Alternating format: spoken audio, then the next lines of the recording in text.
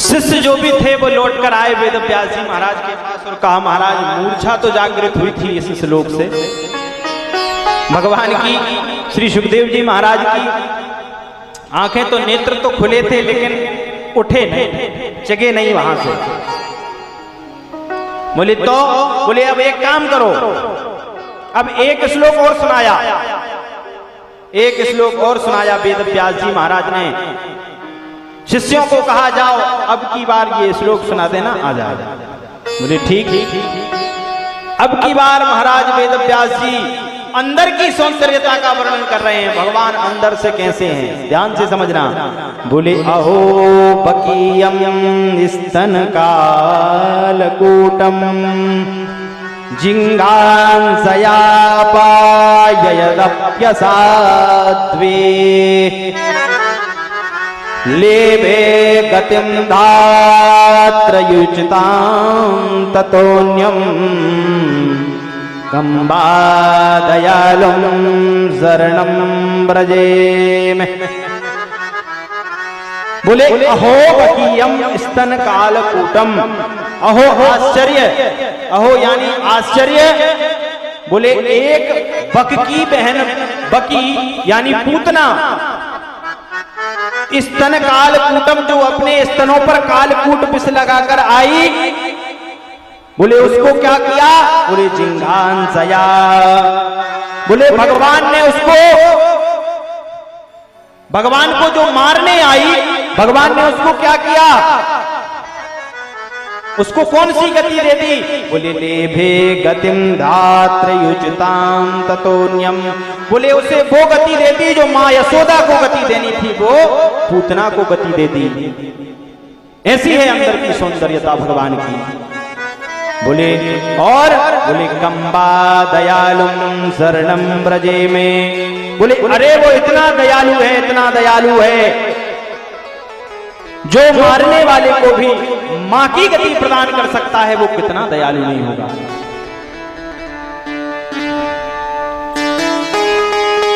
जो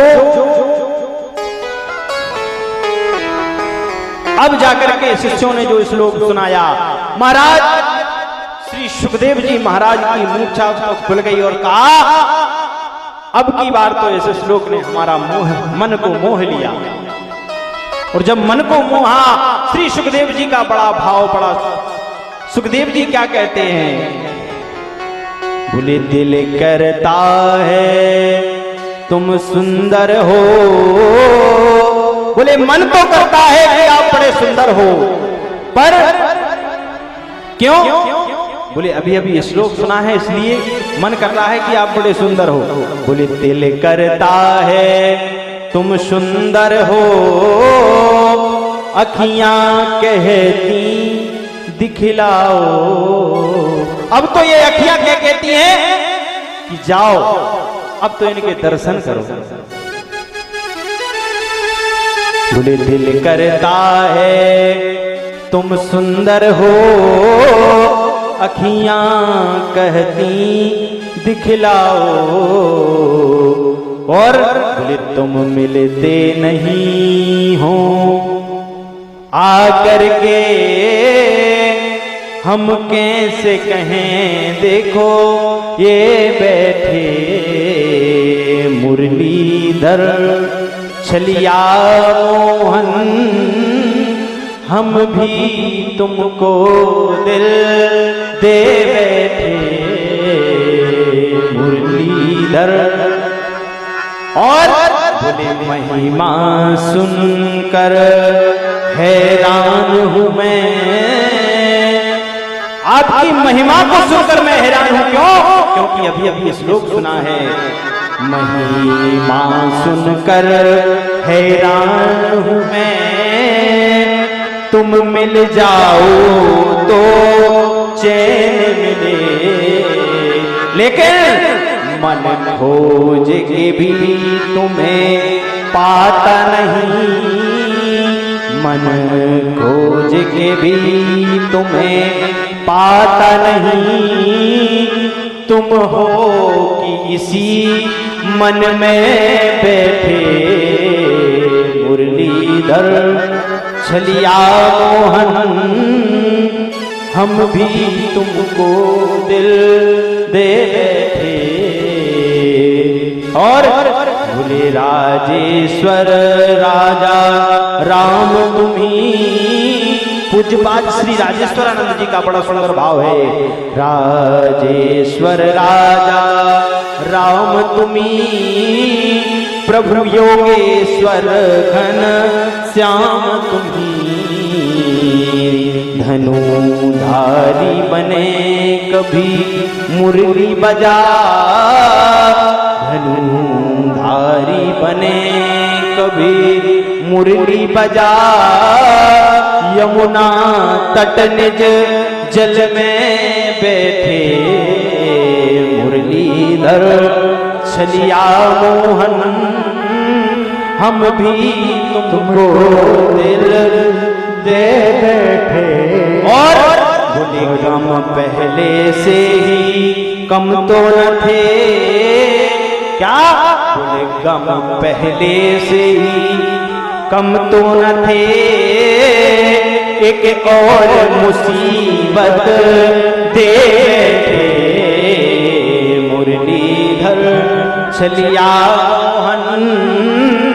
हम भी तुमको दिल दे बैठे। श्री सुखदेव जी महाराज ने कहा, जो ये श्लोक सुना, कहा अब तो हमें जाना पड़ेगा। क्यों?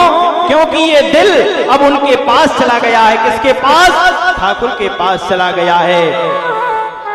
किसी से उनकी मंजिल का पता पाया नहीं जाता। जहां वो हैं वहां फरिश्तों से भी जाया नहीं जाता। प्रेम करने के दिल कुछ मकसूद होते हैं, ये वो नगमा है जो हर साज पर गाया नहीं जाता। अब तो मुझे भगवान के दर्शनों के लिए जाना पड़ेगा। सुखदेव जी महाराज चल दिए। व्यास जी महाराज ने देखा, अरे मेरा बेटा आया है, बेटा इतने वर्षों बाद आया है। हृदय में लगा, आओ सुख आओ सुख, हृदय से लगा लिया। और महाराज अभी भी, लेकिन वेद व्यास जी महाराज इतने बुद्धिजीवी महात्मा थे, अभी भी महाराज वेद व्यास जी ने सुखदेव जी महाराज को ये सुख शास्त्र नहीं दिखाया, यह भागवत महापुराण की कथा श्रवण नहीं कराई। सुखदेव जी से कहा, जाओ तुम अपनी परीक्षा देकर आओ पहले। सुखदेव जी महाराज को जाकर के श्री जनक जी महाराज के पास पहुंचाया, सुखदेव जी महाराज को, और परीक्षा लेने के लिए जनक जी महाराज ने के द्वार पर जब सुखदेव जी महाराज पहुंचे और सुखदेव जी महाराज से कहा, जाकर द्वारपालों से कहा, हमें जनक जी से मिलना है। इधर वेद व्यास जी महाराज ने खबर पहुंचवा दी जनक जी के पास कि मेरा बेटा आ रहा है, उसकी परीक्षा लेना है। जाकर के महाराज जनक जी के द्वार पर जब वेद व्यास जी महाराज पहुंचे, श्री सुखदेव जी महाराज जब पहुंचे, पहुंच करके उनने द्वारपालों से कहा, श्री जनक जी से हमें मिलना है। जनक जी के पास द्वारपाल गए, जाओ बैठे रहने दो, जो भी है बैठे रहने दो, बोलो अभी इंतजार करो। जनक जी महाराज कुछ नित्य क्रिया में अभी व्यस्त। महाराज एक दिन हो गए, दिन हो गया, रात हो गई, श्री सुखदेव जी महाराज बैठे रहे। सुखदेव जी महाराज के चेहरे पर गुस्से की जरा भी झुर्री नहीं आई। यदि हम जाकर के स्टेशन पे या बस स्टैंड पर जाकर बैठते, 1 घंटा गाड़ी लेट हो जाती है, आपका चेहरा देख लेना आप कैसे हो जाता है। लेकिन महाराज सुखदेव जी महाराज के चेहरे पर बिल्कुल भी क्रोध की एक लकीर भी नहीं आई। और जब दूसरे दिन सुखदेव जी महाराज जब बाहर आए, बाहर आकर श्री जनक जी महाराज जब बाहर आए, बाहर आकर के जब देखा श्री सुखदेव जी महाराज को, तो उनके चेहरा बिल्कुल जिस तरीके से मन प्रसन्न था उसी प्रकार रहा। श्री जनक जी महाराज ने कह दिया, जाओ तुम पास हो गए, परीक्षा में पास हो गए, तुम जाओ। महाराज सुखदेव जी महाराज लौट करके आए हैं। वेद व्यास जी महाराज ने हृदय से लगाया और 18,000 श्लोकों की ये परमहंसों की संहिता श्री सुखदेव जी महाराज को पढ़ाकर दान कर दी। बोलिए श्री सुखदेव जी महाराज की जय, श्री वेद व्यास जी महाराज की जय। शौनकादिक ऋषियों ने कहा, महाराज ये परीक्षित, शौनकादिक ऋषियों ने कहा, श्री सुखदेव जी के बाद ये कथा कहाँ आई? बोले परीक्षित को सुनाई। श्री शौनकादिक ऋषियों ने कहा कि हे सूत जी महाराज, ये बताइए कि ये परीक्षित कौन है? तब श्री सूत जी महाराज ने कहा, परीक्षित की कथा के लिए हमें महाभारत में चलना होगा। सूत जी बोले, परीक्षित की कथा में हमें महाभारत में मिलेगी परीक्षित की कथा, उसके लिए वहां चलना चलेगा। और सुंदर श्लोक लिखा, बोले यदाम्रधे कौरव संजयानाम वीरे गतो वीरगतम गतेषु ब्रकोदरा विद्यगदा विमर्शा भग्नो रुदंडे धृतराष्ट्रपुत्रो। महाराज, जो धृतराष्ट्र के 100 पुत्र हैं सज्जनों, इनमें से दुर्योधन जो है, दुर्योधन का बिल्कुल अंत समय आ गया है। इसका बीच रणभूमि में पड़ा हुआ है दुर्योधन, और जंगा टूट गई है दुर्योधन की। किसने तोड़ी? बोले ब्रकोदरा विद्यगदा विमर्शः। ब्रकोदरा यानी भीम भैया ने अपने गदा से इसकी जंघा को फाड़ दिया है। महाराज, लेकिन इसकी मौत नहीं हो रही, क्योंकि इसको वरदान है कि इसको सुख और दुख दोनों एक साथ आएंगे तब इसकी मौत होगी।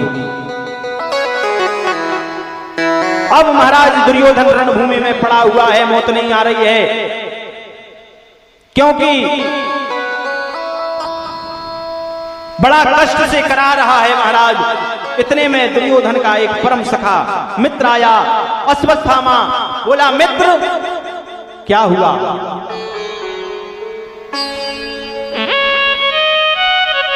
दुर्योधन ने कहा, है मित्र, बोले हम पांचों पांडवों से ये सौरव कौरव शांत होते चले जा रहे हैं, ऐसा हमने क्या किया है? अश्वत्थामा बोला, हे दुर्योधन, तुमने सेनापति ठीक नहीं, तुम्हारी सेना में एक भी सेनापति ठीक नहीं है। यदि तुमने सेनापति मुझे चुना होता, फिर देखते आप।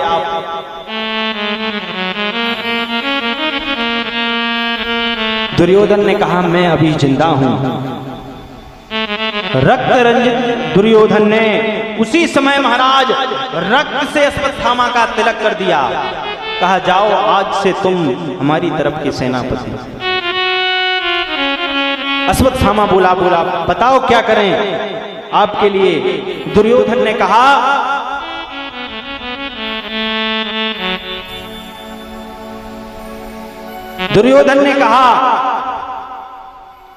कि अश्वत्थामा में यदि मरते मरते एक भी पांडव का मरा हुआ यदि मुंह देख लूं तो मेरी छाती ठंडी हो जाए, मेरा कलेजा ठंडा हो जाए, केवल एक का। अश्वत्थामा ने कहा, मैं जाता हूं। सज्जनों, इधर महाभारत के युद्ध पर पांडवों की विजय हो चुकी थी। विजय सिंह का तिलक, विजय सिंह का उत्सव मनाने के लिए गए, और शिविर में महाराज, जिस शिविर में पांडव सोते थे, उस शिविर से भगवान कन्हैया पांडवों को लेकर विजय सिंह का उत्सव मनाने के लिए बाहर चले गए। और जिस जगह पर महाराज पांचों पांडव सोते थे, उस समय उस जगह पर पांचों पांडवों की जगह पांचों पांडवों के पुत्रों को सुला दिया महाराज। सुला करके अश्वत्थामा पहुंचा है महाराज। रात्रि का समय है। रात्रि के समय में जाकर जब पहुंचा,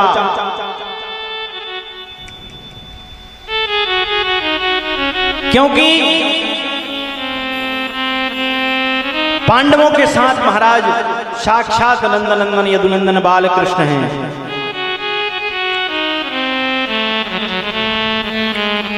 महाभारत का युद्ध बहुत चाहा कि ना हो, भगवान एक बार शांति दूत बनकर के गए कौरवों के पास और कहा, हे दुर्योधन, तेरे अनुसार पांडवों ने 14 वर्ष का 12 वर्ष का वनवास और भोग चुके हो, एक वर्ष का अज्ञात वर्ष भी हो चुका है उनका राज्य वो उन्हें वापस दे दे। कहा नहीं, उनका राज्य उनको वापस नहीं दूंगा। तब महाराज कन्हैया ने कहा, चल कोई बात नहीं, 5 गांव दे दे उनके, 5 पांडव हैं, 5 गांव दे दे, एक गांव बांट लेंगे। दुर्योधन कहता है, अरे आप 5 गांव की बात करते हैं, बोले सुई चक्रे नहीं बदस्यामी बिना युद्ध न की सभा, बिना युद्ध के तो एक सुई की नोक की बराबर भूमि भी दान में नहीं दूंगा महाराज। भगवान ने कहा, देखो दुर्योधन, मन में मत विचार करो कि युद्ध हो। दुर्योधन ने कहा, कन्हैया तुम क्या जानो, ग्वाले, गांव के ग्वाले, गाय चराने वाले, तुम क्या जानो राज्य क्या होता है, क्या होता है राजनीति क्या होती है। अब तो महाराज कन्हैया ने कहा, दुर्योधन ये तो वक्त बताएगा कि कौन गाय चराने वाला है और कौन राज्य करने वाला है।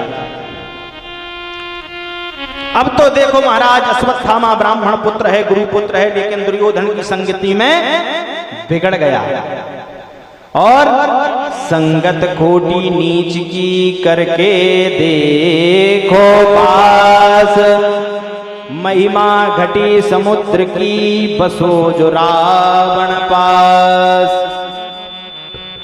महिमा होती आज समुद्र की, जैसे गंगा यमुना की है, लेकिन रावण के पास बसा। बोले तुलसी जस भई तब्यता ते सही मिले सहाय, आप न आवे ताही पे ताही तहां ले जाए। सज्जनों, अश्वत्थामा चल दिया हाथ में तलवार लेकर के, अब पांडवों को नहीं छोड़ूंगा। लेकिन महाराज 2 हाथों बारो सके जग को काह बिगाड़, 2 हाथ वाला क्या बिगाड़ सकता है। नारायण जिसका रखवार है जाकी भुजा 1000, नारायण जिसका रखवार है उसका कौन क्या बिगाड़ सकता है। जिसका महाराज राम रक्षक उसका कौन भक्षक। सज्जनों, पांडवों को रात में कन्हैया ले गए हैं विजय सिंह का उत्सव मनाने के लिए। जिस जगह पर पांडव सो रहे थे उस जगह पर महाराज पांडवों के पुत्रों को सुला दिया और सुला करके जब वहां से आए हैं और अश्वत्थामा पहुंचा, अश्वत्थामा ने सोते हुए 5 पांडवों के पुत्रों को सिर धड़ से अलग कर दिए और सुंदर थाल को सजा करके लेकर के गया है दुर्योधन के पास, क्योंकि जो 5 पुत्र थे वो 5 पांडवों की तरह ही दिखते थे। सज्जनों, इतना सुंदर थाल सजाया और इतना खुश हुआ क्योंकि जो काम इतने बड़े बड़े द्रोणाचार्य, कृपाचार्य, कर्ण, दुर्योधन, भीष्म पिता जैसे नहीं कर पाए वो मैंने अकेले ने कर दिया। महाराज मित्र दुर्योधन की अंतिम इच्छा को पूरा कर लाया हूं। दुर्योधन के पास जब पहुंचा, 5 के 5 मुख दुर्योधन के चरणों में रख दिए महाराज। दुर्योधन ने सोचा ये काम हम इतने सारे नहीं कर पाए, ये अकेला कैसे कर लिया इसने।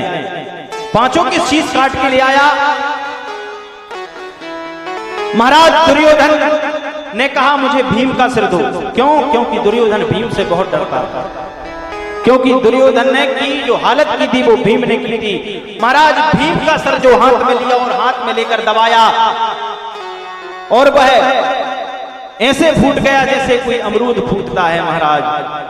तभी दुर्योधन ने कहा, हे अश्वत्थामा, तुमने ये कौन सा पाप कर दिया, तुमने हमारे कुल में कोई पानी देने वाला भी नहीं छोड़ा।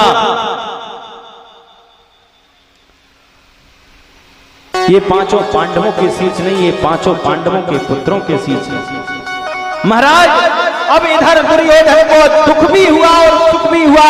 इधर महाराज दुर्योधन का प्राणांत हो गया, और जब दुर्योधन का प्राणांत हो गया, इधर अश्वत्थामा भागा है। महाराज प्रातः काल हुआ, द्रौपदी ने सोचा चलो मैं अपने पुत्रों को जगा कर लाऊं। महाराज पांचों पुत्रों के पास में जाकर के पहुंची द्रौपदी, और जाकर के देखा है उनका जो बिस्तर था, उनकी सैया थी, वो रक्त रंजित सैया देख करके महाराज मूर्छित होकर गिर पड़ी। याद सोचो, जिस मां के 5 पुत्र मरे पड़े हैं, उस मां पर क्या बीतती होगी महाराज।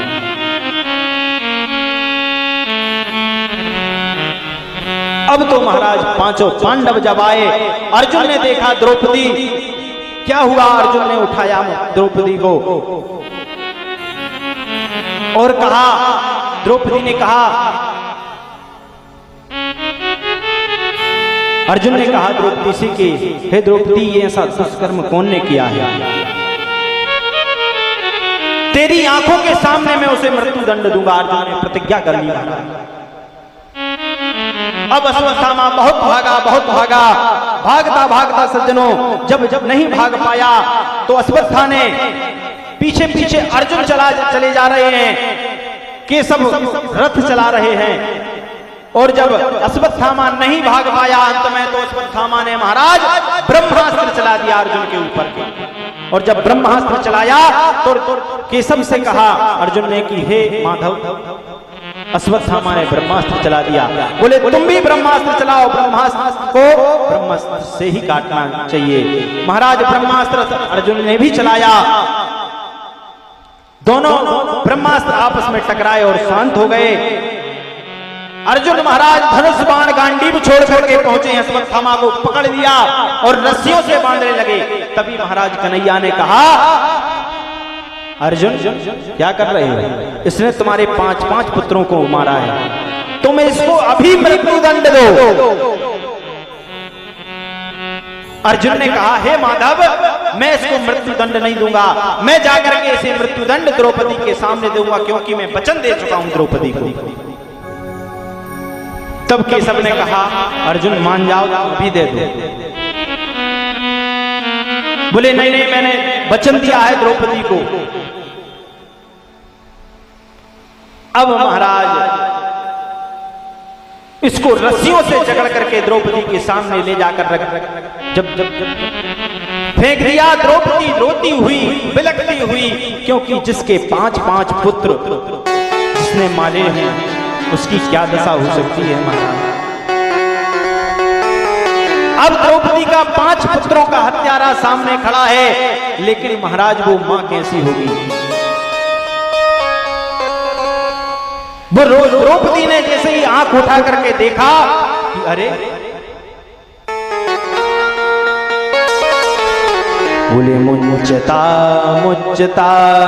में स ब्राह्मणो नितनाम गुरु। अर्जुन से कहा द्रौपदी ने, बोले छोड़ दो।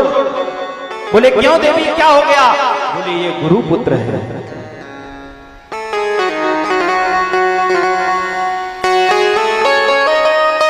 अर्जुन कहने लगे, देवी ये तुम्हारे 5 पुत्रों का हत्यारा है। द्रौपदी कहती हैं, हाँ भगवान, इसे छोड़ दो, क्योंकि ये भारत की नारी है महाराज, जो इतनी दया दिखा सकती है, जो कहती है भले ही मेरे 5 पुत्रों को मारा है, लेकिन याद कर रही है। क्या कर रही है? बोले अरे गुरु द्रोणाचार्य का तो निधन हो गया है, उनकी पत्नी गौतमी और उनके पुत्र को भी मार दिया है, तो बेचारी उस गौतमी का रक्षक कौन हो सकेगा? भले ही मेरे 5 पुत्रों को मार दिया है, लेकिन इसकी माता अकेली हो जाएगी। अगर आप इसको मार देंगे तो इसकी माता की सेवा कौन करेगा?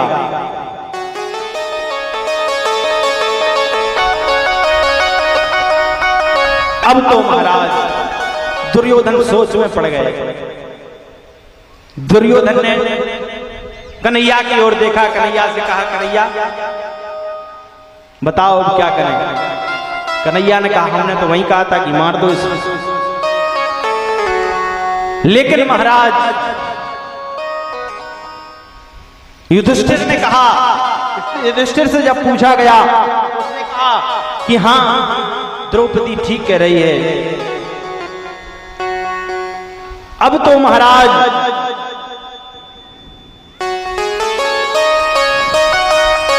दुर्योधन जो हैं, अर्जुन जो हैं, भगवान के परम शिष्य हैं और वो समझ गए। क्या समझे? बोले ब्रह्म बंधुर्नान्तव्या आता वदारण। बोले ब्राह्मण चाहे कैसा भी हो उसको मारना नहीं चाहिए, चाहे वो कितना ही आताताई हो उसे छोड़ना नहीं चाहिए। अब तो महाराज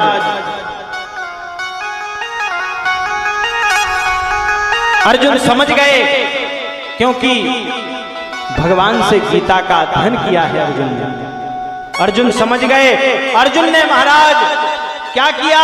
बोले संभावित कहूं अपजसलाहू मरण कोटि सम धारण गाहू। महाराज अश्वत्थामा का मुंडन करा करके जनेऊ को काट दिया और धक्के देकर भगा दिया। महाराज ब्राह्मण का अपमान करना ही सबसे बड़ा,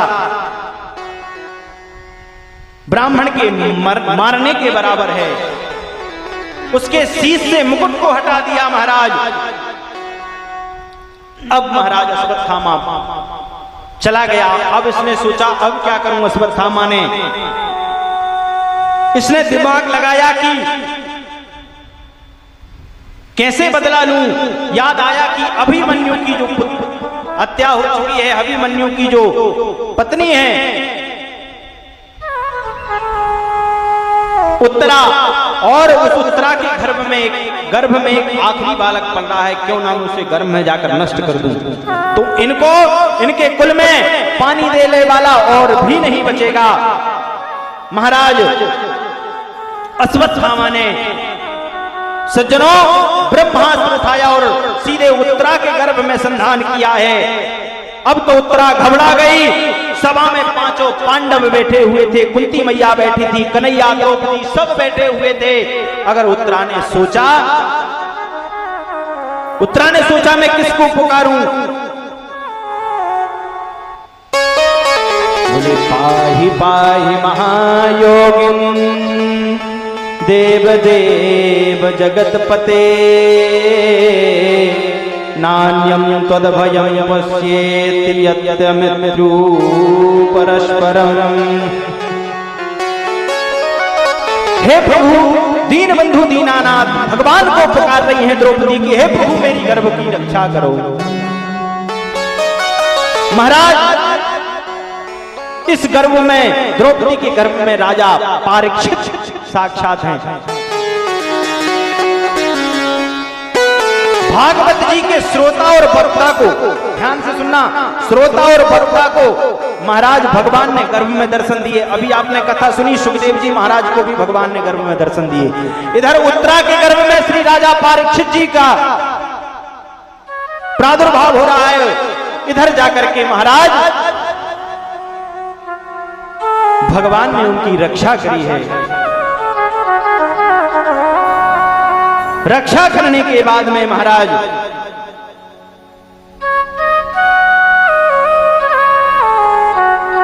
इधर कुछ दिन जब बीते, भगवान ने कहा कुंती मैया अब हम जाना चाहते हैं, अब युद्ध पूरा हो गया है।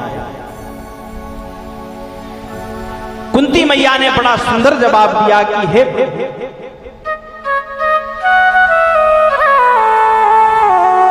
जब हमारे पास कुछ नहीं था तब आप हमारे साथ थे। सुंदर स्तुति गाई है माता ने। कहा अब आप हमें छोड़कर जा रहे हैं। हे ठाकुर जी, आप अंत समय में हमें छोड़कर जा रहे हैं। भगवान बोले बुआ मुझे जाना है।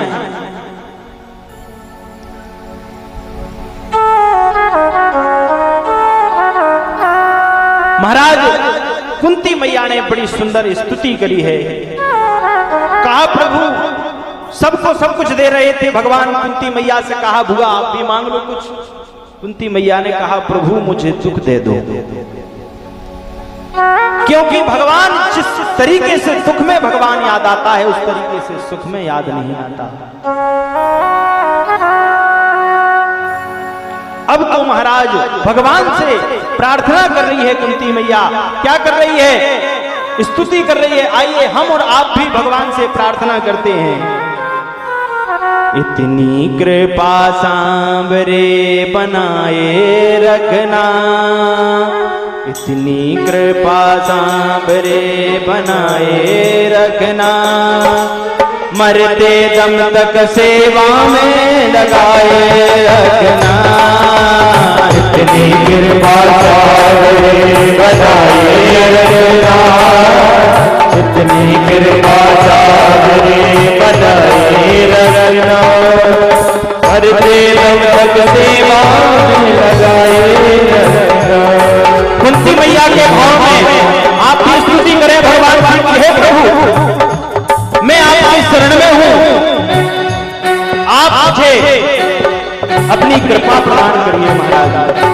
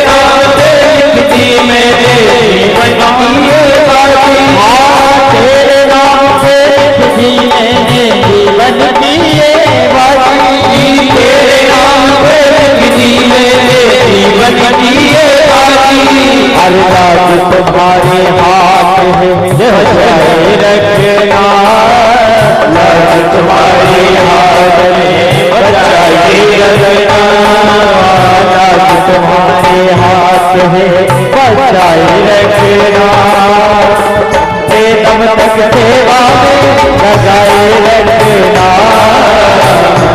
कृपा बनाए रखना, कृपा बनाए रखना, मरते दम तक सेवा में लगाए रखना। हरि बोल। प्रेम से काली सेवा करते हुए सभी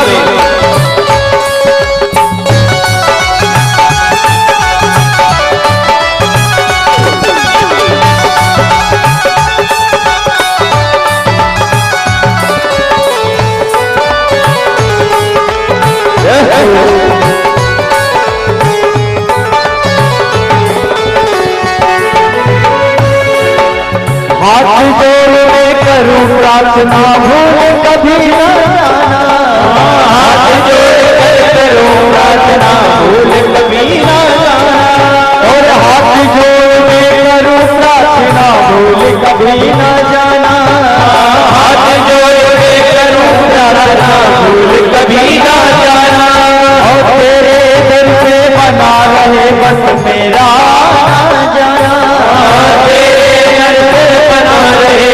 मेरा और दिन ये सिलसिला बनाए रखना, दिन ये सिलसिला बनाए रखना, उम्र दम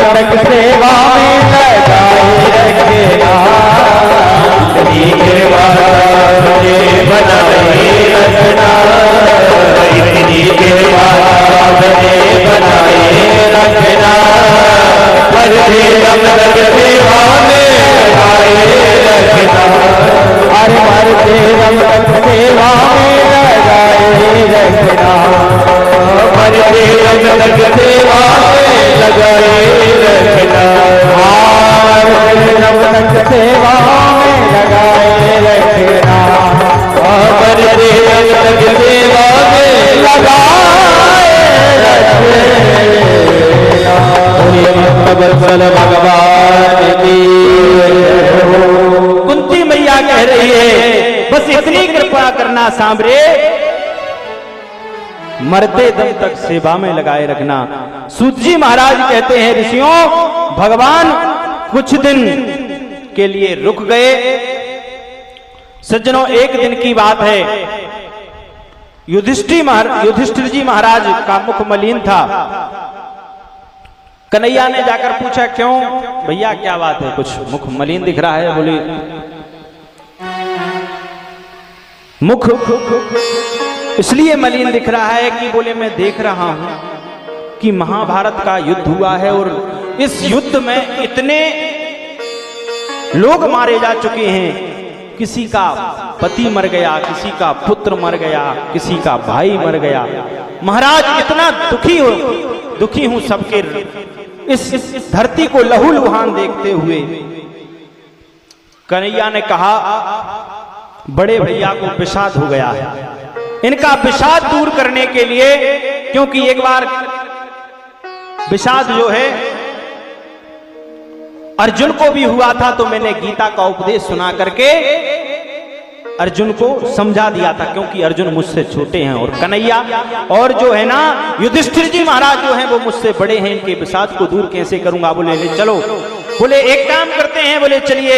बोले भीष्म पिताजी, भीष्म पितामह अभी बाणों की सैया पर पड़े हुए हैं। महाराज जाकर के कहा कि चलो भीष्म पितामह का दर्शन करेंगे। महाराज पहुंचे हैं सभी पांचों पांडवों को लेकर के कन्हैया भीष्म पितामह के पास में, और भीष्म पितामह के सामने सभी लोगों ने जाकर के महाराज प्रणाम किया है। कन्हैया भीष्म पितामह के सिर के पास खड़े हो गए। कन्हैया भीष्म पितामह को दर्शन नहीं हुए। भीष्म पितामह को कन्हैया के जब दर्शन नहीं हुए तब अर्जुन से पूछा, हे अर्जुन तेरा वो सारथी नहीं दिख रहा, कहां है तेरा वो मित्र, तेरा भाई, तेरा गुरु वो कन्हैया आज टेढ़ी टांग वाला आज नहीं दिख रहा है। महाराज अर्जुन ने कहा कि हे प्रभु कन्हैया भी आए हुए हैं, आपके सिर की तरफ खड़े हुए हैं। महाराज कन्हैया जब सामने आए तो सामने आकर के देखा,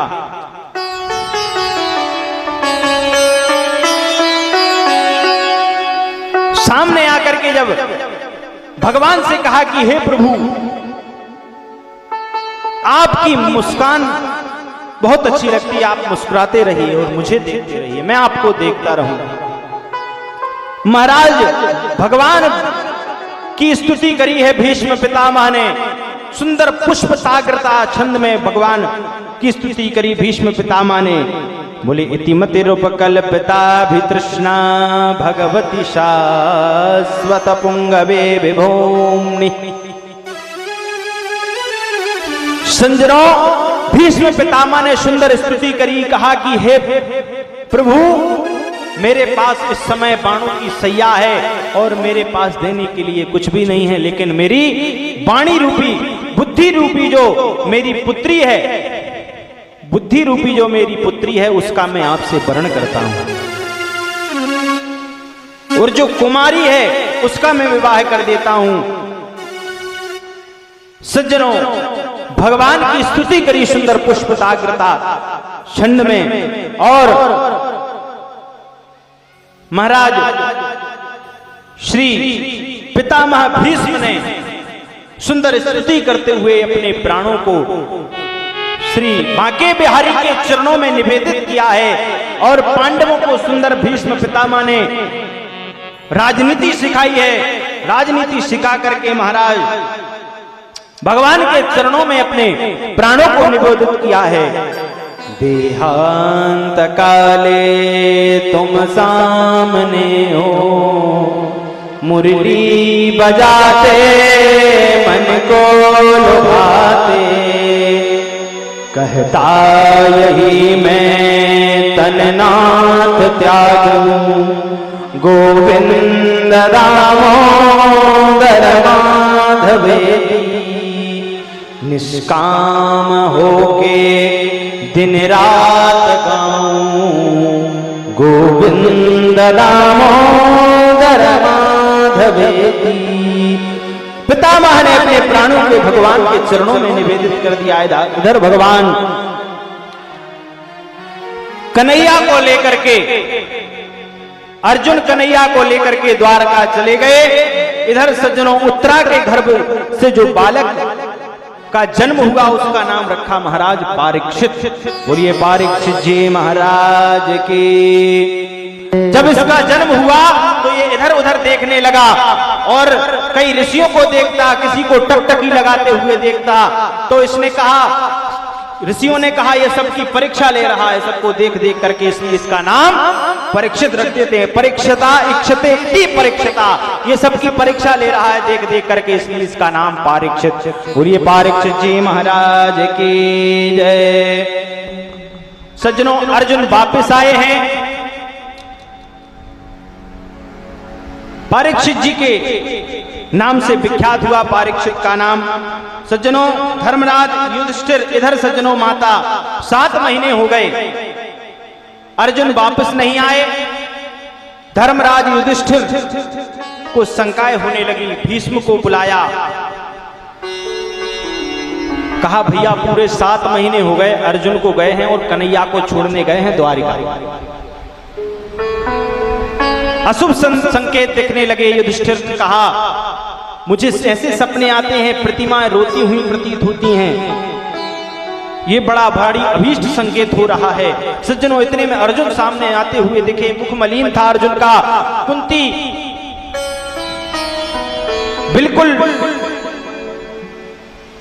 बिल्कुल भी कांति नहीं है, हाथ में धनुष बाण भी नहीं है, गांडीव भी नहीं है। महाराज दौड़कर धर्मराज अर्जुन के पास पहुंचे और कहा अर्जुन सब ठीक तो है? बोले हाँ। कहाँ ठीक है अर्जुन, हमारे कन्हैया कुशल से तो हैं, द्वारिका तो बढ़िया है, क्या बात है अर्जुन तुम बोलते क्यों नहीं हो? अर्जुन ने रोते हुए कहा प्रभु अरे हमें छोड़कर चले गए प्रभु, कन्हैया अपने धाम को चले गए, मैं रानियों को मेरे साथ भेज दिया, मैं रानियों को लेकर आ रहा था, रास्ते में भीलों ने लूट लिया और मुझसे भी रानियों को लूट लिया। अर्जुन ने गांडीव का अभिमान बड़ा अभिमान करते थे, वो सज्जनों गांडीव भी मुझसे छीन लिया गया। और महाराज जो सारा अभिमान अर्जुन का गांडीव पर जो था वो सारा अभिमान चूर चूर हो गया। इधर महाराज पांडवों की ज्ञान की ग्रंथि खुल गई। पांडवों ने जो पुत्र अभी हुआ था राजा परीक्षित, उसको राज्य दे करके वो भी पांडव भी महाराज स्वर्गारोहण को चले गए और जाकर के वहां भी भगवत धाम को प्राप्त हुए। बोलिए भक्त वत्सल भगवान की जय। महाराज परीक्षित का सुंदर राज्य चलने लगा। एक दिन सोचा कि परीक्षित जी ने सोचा कि मैं अपने राज्य में घूम कर आऊं। बस 10 मिनट की कथा हो रही, भैया आप लोग बैठे रहें शांति से। परीक्षित जी महाराज ने कहा मैं अपने राज्य में घूम कर आऊं। एक छत्र राज्य चल रहा है राजा परीक्षित का। घूमने गए, एक दिन शिकार खेलने गए। एक गाय महाराज और एक बैल दोनों रो रहे हैं। उनको एक काला पुरुष बड़ा सता रहा है, बेरहमी से उन पर श्रृंगार कर रहा है, उन पर वार कर रहा है, उनको मार रहा है। सज्जनों ऐसे ही परीक्षित जी ने जब देखा दौड़ कर गए परीक्षित जी महाराज और कहा क्यों भैया ये गाय को और बैल को क्यों मार रहे हो, क्यों क्रोधित हो रहे हो इन पर?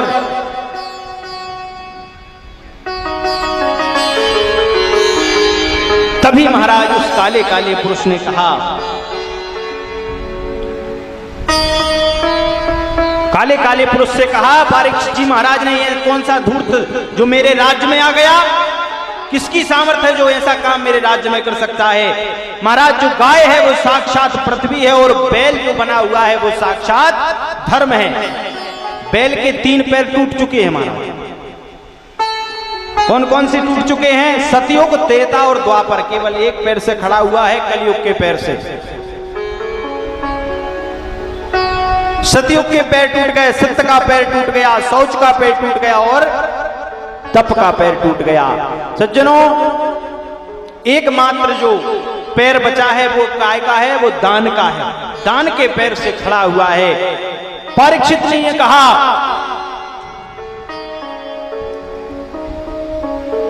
बोले भैया बैल से कहा कि भैया तुम कौन हो? बोले मैं धर्म हूं। महाराज वो काला काला पुरुष जो था उससे पूछा गया कि तुम कौन हो परीक्षित जी? महाराज ने उसने कहा महाराज मैं कलयुग हूं। राजा परीक्षित ने कहा तुम कलयुग? मेरे राज्य में आने की तुम्हारी हिम्मत कैसे हुई? बोले महाराज ये सब भगवान की कृपा से ही हो रहा है। मुझे तो भगवान ने ही भेजा है। अब मेरा समय आ गया है। राजा परीक्षित ने कहा राज तुम मेरे कलयुग में नहीं कलयुग तुम मेरे राज्य में नहीं आ सकते। तो बोले क्या करें? बोले जाओ तुम जहां से आए हो। बोले महाराज ये सब भगवान की कृपा से ही हो रहा है। भगवान ने मुझे भेजा है। मुझे आप राज्य में आने दीजिए।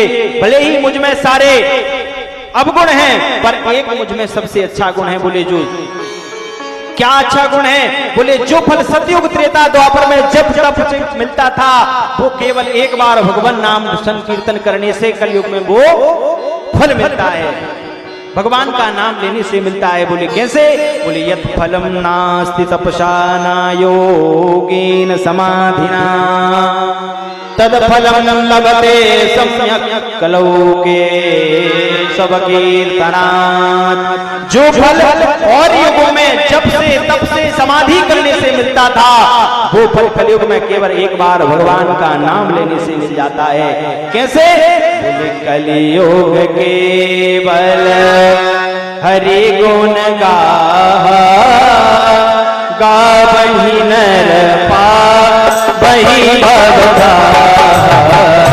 कलियुग केवल हरि गुण गावहि नर पावहि भगवान। कलियुग केवल हरि गुण गावहि नर पावहि भगवान। कलियुग केवल हरि गुण गावहि नर पावहि भगवान।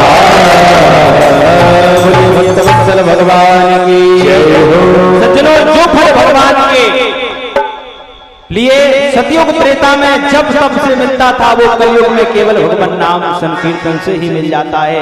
परीक्षित जी महाराज ने कहा ठीक है मैं आपको 4 स्थान देता हूं रहने के लिए। बोले कौन कौन से? बोले दूतम पानम स्त्रिया सोनम यत्रा धर्म चतुर्विधा। बोले पहला स्थान कौन सा है? बोले दूतम। बोले जहां जुआ खेला जाता हो वहां कलयुग तुम्हारा वास होगा। बोले दूसरा स्थान? बोले दूसरा दूतम पानम वाले जहां मदिरा का पान किया जाता हो वहां कलयुग तुम्हारा निवास रहेगा। बोले तीसरा? बोले स्त्रिया सूनम जहां पर वेश्यावृत्ति होती हो, स्त्रियों का गमन होता हो वहां पर कलयुग तुम्हारा वास होगा। बोले चौथा स्थान? बोले चौथा स्थान जहां जीव जंतुओं की हत्या होती हो वहां तुम्हारा वास होगा। कलयुग ने कहा वाह महाराज मुझ में इतना अच्छा गुण कि एक बार भगवान नाम संकीर्तन से सब फल मिल जाता है, लेकिन मुझे रहने के लिए इतने बेकार घर दे दिए आपने। एक कोई अच्छा सा घर मिल जाता तो मैं मन में शांति होती। राजा परीक्षित ने कहा जाओ सोने में भी तुम्हारा वास। अब तो महाराज किसी ने प्रश्न किया सोने में अगर कलयुग का वास है तो सब लोग अपने गले में सोना ही लटकाए हैं। कोई गले में लटकाए, कोई हाथ में पहने, कोई उंगली में, कोई हाथ में पहने, कोई पैर में। तो क्या हर सोने में कलयुग का वास है? और एक बात और, कलयुग का वास जब सोने में है तो गीता में भगवान क्यों कहते हैं? बोले धातु नाम अस्मिन कांचनम, बोले धातुओं में सोना मैं हूं, भगवान भी कह रहे। तब महाराज राजा परीक्षित ने कहा जो बेईमानी से कमाया हुआ सोना होगा, बेईमानियों के पैसों से खरीदा हुआ सोना होगा, उसमें कलयुग का वास होगा। और जो ईमानदारी का एक नंबर का पैसे से कमाया हुआ, पैसे से जो खरीदा जाएगा सोना, उसमें भगवान का निवास होगा। प्रेम से बोलो राधे राधे। महाराज कलयुग को ये सुंदर स्थान देकर के राजा परीक्षित वन में शिकार खेलने के लिए जब गए, जिस दिन शिकार खेलने के लिए गए महाराज, उस दिन एक पुराना मुकुट जो रखा था, दादा परदादा के समय का मुकुट जो रखा था, उनने महाराज माथे पर मुकुट को पहन लिया और कहा कि आज मैं शिकार करने के लिए जाऊंगा। वो भी सोने का था मुकुट महाराज। महाराज वो मुकुट जो था वो भीम लाए थे। जरासंध का मुकुट था, वो जरासंध को मार करके छल कपट से भीम भैया लेकर आए थे। वो संदूक में रख दिया था। संदूक को परीक्षित जी महाराज ने खोला, मुकुट मिल गया। मुकुट को शीश पर धारण करके कहा चलो आज शिकार खेलने चलते हैं। महाराज शिकार खेलने गए। रास्ते में समीक ऋषि के आश्रम में जब पहुंचे, समीक ऋषि के आश्रम में पहुंच करके राजा परीक्षित को प्यास लगी। समीक ऋषि उस समय समाधिस्थ थे। राजा परीक्षित ने कहा हे ऋषिवर मुझे प्यास लगी है, आप मुझे जलपान कराइए। उस समय राजा ने जब कहा तब समीक ऋषि जो थे समाधिस्थ थे, राजा की बात नहीं सुनी, समाधि में क्योंकि लीन थे। राजा परीक्षित को गुस्सा आ गई। तभी उन्होंने देखा कि एक मरा हुआ सर्प पड़ा हुआ था। राजा ने बाण निकाला अपने तरकस में से, बाण से उठा करके उस मरे हुए सर्प को उन समीक ऋषि के गले में डाल दिया। जब गले में डाला महाराज, अब तो महाराज समीक ऋषि के गले में मरा हुआ सर्प डाल करके राजा परीक्षित चले गए। जब शिष्यों ने जाकर के समीक ऋषि के पुत्र बेटा श्रृंगी ऋषि से जाकर के कहा कि आपके पिताजी के गले हुए में राजा परीक्षित, कोई राजा आया और राजा मरा हुआ सर्प गले में डालकर चला गया। महाराज उसी समय श्रृंगी ऋषि ने श्राप दे दिया। कौशकी नदी में स्नान कर रहे थे, कौशकी नदी का जल चुल्लू में लिया, उसी समय स्नान कर रहे थे। श्राप दे दिया कि इसने जिसने भी ये दुष्कर्म किया है, आज से 7 दिन उसको तक्षक नाग के डसने से उसकी मृत्यु होगी। महाराज जब लौट कर आए श्रृंगी ऋषि लौट कर जब आए, समीक ऋषि की समाधि खुली। समाधि जब खुली तो देखा श्रृंगी ऋषि का मुख मलिन था, रुदन कर रहे थे। समीक ऋषि ने कहा क्या हो गया बेटा? बोले आपके गले में कोई मरा हुआ सर्प डाल कर चला गया था कोई राजा, और मैंने उस राजा को श्राप दे दिया कि आज से तक्षक 7वें दिन तक्षकनाग के डसने से उसकी मृत्यु हो जाएगी। तब पता लगाया शिष्यों के द्वारा कौन राजा आया था, बोले राजा परीक्षित। तब समीक ऋषि ने कहा बेटा ये तुमने बहुत गलत किया। राजा परीक्षित के जैसा राजा इस राज्य को कभी मिल नहीं सकता। ऐसे राजा को तुमने गवा दिया, कभी नहीं मिल सकता। भूतो ना भविष्यति, ऐसा राजा हमें कभी नहीं मिलेगा। ये तुमने बहुत गलत किया। महाराज राजा परीक्षित के पास में, राजा परीक्षित के पास में जाकर के समीक ऋषि ने शिष्यों को भेजा और कहा कि जाओ राजा परीक्षित को कह देना कि अपने मुक्ति का उपाय कोई करना चाहते हो तो कर लो, क्योंकि आज से 7वें दिन तुम्हारी तक्षक नाग के डसने से तुम्हारी मृत्यु हो जाएगी। महाराज उसी समय परीक्षित ने राज्य अपने पुत्र जन्मेजय को दिया और जाकर के महाराज गंगा के तट पर पहुंचे हैं। गंगा के तट पर पहुंच करके सभी ऋषि मुनियों को एकत्रित करके श्री सुखदेव जी महाराज को निमंत्रण भी दिया गया। सभी से पूछ रहे हैं 7 दिन में जिसकी मृत्यु होती हो उसके लिए क्या करें, उसके लिए क्या करना चाहिए। महाराज सभी से प्रार्थना कर रहे हैं। परीक्षित जी महाराज सभी से पूछ रहे हैं। तभी महाराज कोई कुछ बता रहा है, कोई कुछ बता रहा है, कोई कुछ बता रहा है। उसी समय बीच संतों के मध्य में श्री सुखदेव जी का आगमन हो रहा है। हम सबके बीच में भी अभी सुखदेव जी कुछ ही देर में पधारने वाले हैं। वृंदावन से आए हुए हमारे भैया ने आज बड़ी सुंदर झांकी तैयार करी है। बोलिए श्री सुखदेव जी महाराज की जय। श्री सुखदेव जी महाराज पधार रहे हैं। सुखदेव जी जब पधारने लगे, पधार के और सब जितने भी संत बैठे हुए थे महाराज सभी संत खड़े हो गए। सभी संतों ने आकर के सुखदेव जी महाराज का स्वागत किया है। क्यों स्वागत किया है? सुखदेव जी महाराज सब संतों में छोटे हैं, फिर भी लेकिन स्वागत किया। क्यों किया? स्वागत इसलिए किया महाराज क्योंकि सुखदेव जी महाराज जो थे वो विद्या में बहुत बड़े थे, इसलिए सबने उनका सम्मान किया है।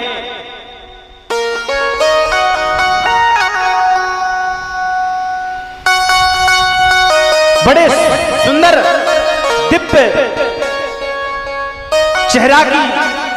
चेहरा से तेज झलक रहा है श्री सुखदेव जी महाराज का। सभी ने आकर के भगवान का चरण वंदन किया सुखदेव जी महाराज का। और श्री परीक्षित जी महाराज श्री सुखदेव जी महाराज से पूछते हैं कि हे सुखदेव जी महाराज, जिसकी 7 दिन में मृत्यु होना हो उसके लिए क्या करेंगे? सुंदर प्रार्थना कर रहे हैं सुखदेव जी महाराज से परीक्षित जी महाराज। बोलिए बाकी हरि लाल की जय हो। इसी भजन के साथ हम लोग आरती करेंगे, बड़े अपनी हस्ती के साथ मस्ती से झूमते हुए सुखदेव जी महाराज का दर्शन करेंगे सभी लोग। गुरुदेव दया करके जय हो। मुझे लेना गुरुदेव दया करके मुझको अपना लेना। अब तक तो निभाया है, आगे भी निभा देना। गुरुदेव दया करके मुझको अपना लेना।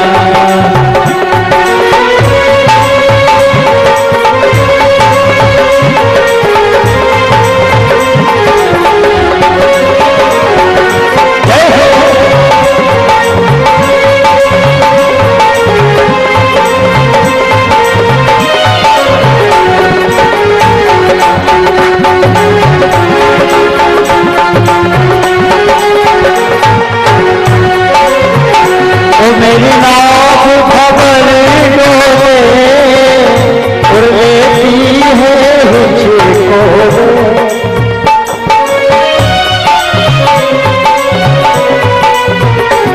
मेरी नाव खबर डोले लेती है मुझको। तुम देखते ना रहना, तुम देखते ना रहना, ओ घटिया के बचा लेना। ओ गुरुदेव दया करके मुझको अपना लेना।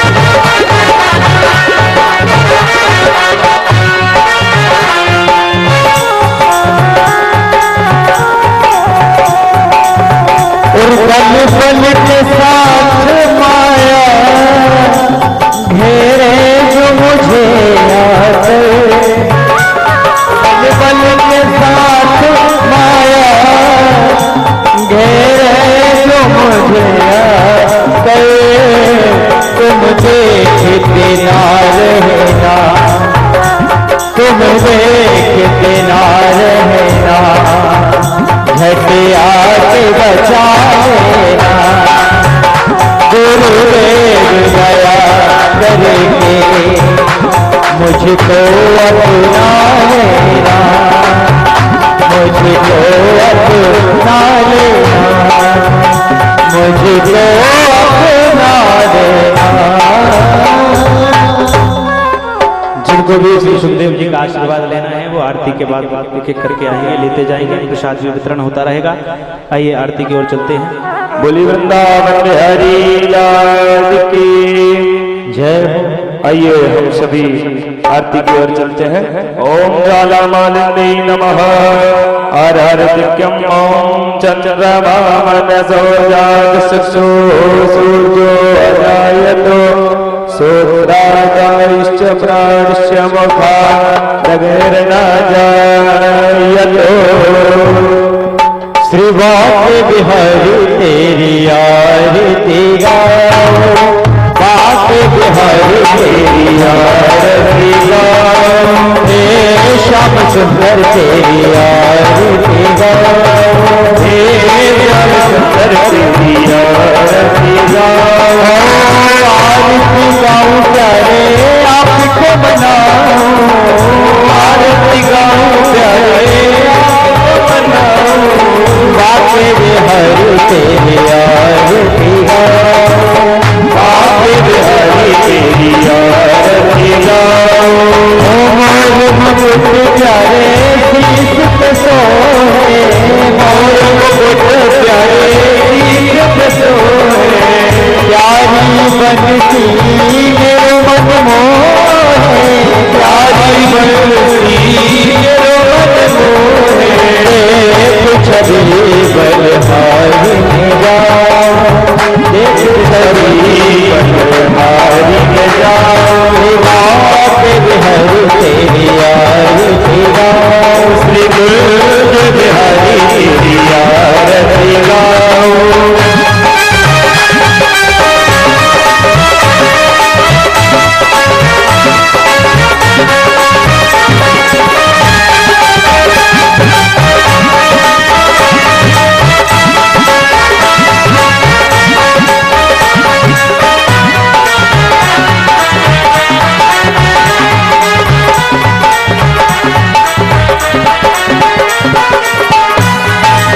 चरणों से निकली है गंगा प्यारी, चरणों से निकली है गंगा प्यारी, जिसने सारी दुनिया तारी, जिसने सारी दुनिया तारी, उन चरणों में शीश नवाऊं, उन चरणों में शीश नवाऊं। बाके बिहारी तेरी आरती गाओ, बिहारी तेरी आरती गाओ। नाथ के नाथ आप हो, नाथ के नाथ आप हो, दुख जीवन प्यारे साथ आप हो, दुख जीवन प्यारे साथ आप हो। छवि बलहारी जाओ, छवि बलहारी जाओ,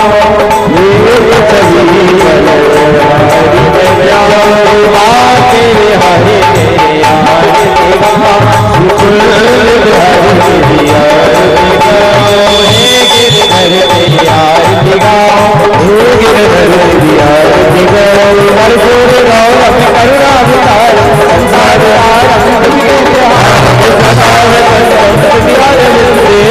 भवानी देवम भवानी सारे बाला गारे गारे कपाल मारे बनिया मराई नमः शिवाय। तमेव माता पिता तमेव तमेव बंधु सखा तमेव तमेव सर्वं मम देव। हरे राम राम राम हरे हरे, हरे कृष्ण कृष्ण हरे हरे, हरे राम राम राम हरे हरे, हरे कृष्ण कृष्ण हरे हरे, हरे राम राम राम हरे हरे, हरे कृष्ण हरे हरे, हरे राम हरे हरे, हरे कृष्ण कृष्ण हरे चले नम पुष्पै देवारि वल्लभम मातारि वल्लभम मासी सोदानंददाने मंत्र पुष्पांजलि। ओम जगदैला जगमय नदये मासानि धर्माणि प्रथमान्या शरणानि हदासं महिमानः सजर्दजत्र पूर्वे साख्याः शरण्ति देवाः। हरिः ओम एकदन्ताय विद्महे वक्रतुण्डाय धीमहि तन्नो दन्ती प्रचोदयात्। ओम श्रीवन्दिका बकुल चंपक पाटलाब्जै पुण्णागजात करबील रसाल पुष्पै बिल्व प्रवाल तुलसी दल मंजरी त्वां पूजयामि जगदीश्वर मे प्रसीद। नाना सुगंध पुष्पाणि यथा कालोद्भवानि च पुष्पाञ्जलिर्मया दत्तो गृहाण परमेश्वरो। पुराण पुरुषोत्तमाय नमः चरणारविन्देषु राधाचरण कमलेभ्यो नमः। मंत्र पुष्पाञ्जलिं समर्पयामि। ओम जय तीर्थानि प्रचरन्तसिकाहस्तानि कङ्कणः ते गांसस्तय जनेव निर्वाणि तमसि। बोले वृंदावन बिहारी लाल की, व्यास जी महाराज की जय। श्रीमद् भागवत महापुराण की जय।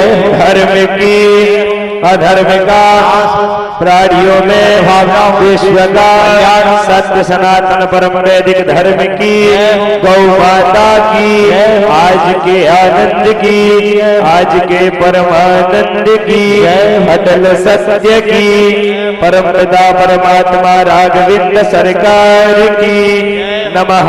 पार्वती पतये हर हर महादेव।